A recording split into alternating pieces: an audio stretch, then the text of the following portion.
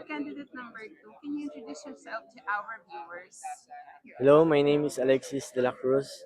You're Mr. Nueva Ecija, San Jose City. All right.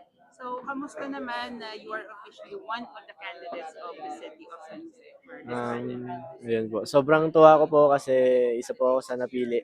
Lalo na nung screening, hindi ko po yun inaasahan. Hindi ko rin ina-expect talaga na isa po ako sa mapipili. Yun. Ayan. So, kanina, kanina when you were answering the question, I guess you are one of the standouts that time. So, how does it feel na you answer, those difficult questions in front of the crowd, especially in the media? First po is sobrang kinabahan din po ako dahil kahit papaano po, may mga error po ako nasabi pero at that point po is sobrang saya ko po kasi nayari ko po yung question and buong puso ko naman po sinagot yun. And I hope na naging maganda po yung question ko po. Ay answer ko po. Ayan. So, I haven't been to San Jose City. Yes. Anong meron dyan? Saan mo ko dadalhin kung pupunta ako? Pinaka dadalhin ko po kayo is sa una sa Pagibang Damara kung sayang po hindi naabutan pero kakayari po ng Pagibang Damara namin. Sineselebrate po namin dito yung pagkayari namin mag-ani. And then kasi alam naman po natin ang Nueva Ecija is isa po sa talagang maraming rice. Yes. Kumbaga tinatawag na rice granary. And pangalawa is sa may pwesto po namin para matikman nyo po yung masarap na aming sisig rice.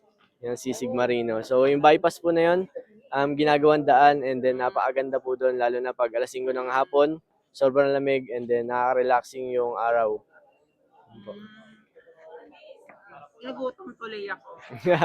Nung narinig ko yung word na sisig rice. Yes po. But anyway, going back to you, bakit ka sumali ng Mr. Nueva Ecija 2026? Sumali po akong Nueva Ecija 2026 dahil marami pong nag-inspire sa akin and then maraming tumulong po sa akin kung nasan man po ako ngayon. Kaya nagpapasalamat po sila sa kanila. And then kaya sumali po ako dahil alam po sa sarili ko na hindi lang po ako na kung nasan man po ako dati ay meron pa po akong mas mapapatunayan sa susunod na mga gagawin po. And then masasalihan ko po. Yun po. Ayan. So, pangilang pageant mo na to? Pangalawang pageant ko po, yung una po is Mr. San Jose City po. Yun po. Anong placement mo doon? Second runner-up po ako ng 2024. Oh, good for you. And now, Thank you po. one of the San Jose City Po, representatives. yes po. Okay. Pero anong message mo sa mga supporters mo, lalo sa mga taga San Jose City na proud sa'yo na isa ka sa kanilang mga representatives sa Mr. Universe?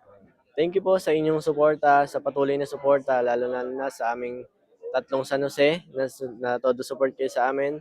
And then sa mga co-candidates ko, sa mga supporters nyo, sa mga co-candidates namin, ay thank you rin po dahil nandyan kayo para sa aming lahat. And inaanyayahan ko po na i-follow nyo po ang page po ng Mr. Nueva Ecija. Yun po. Alright, thank you so much. Our candidate Okay number po. 2 from San Jose City. Thank you so much po. Good luck sa Mr. Nueva Ecija 2026 journey mo.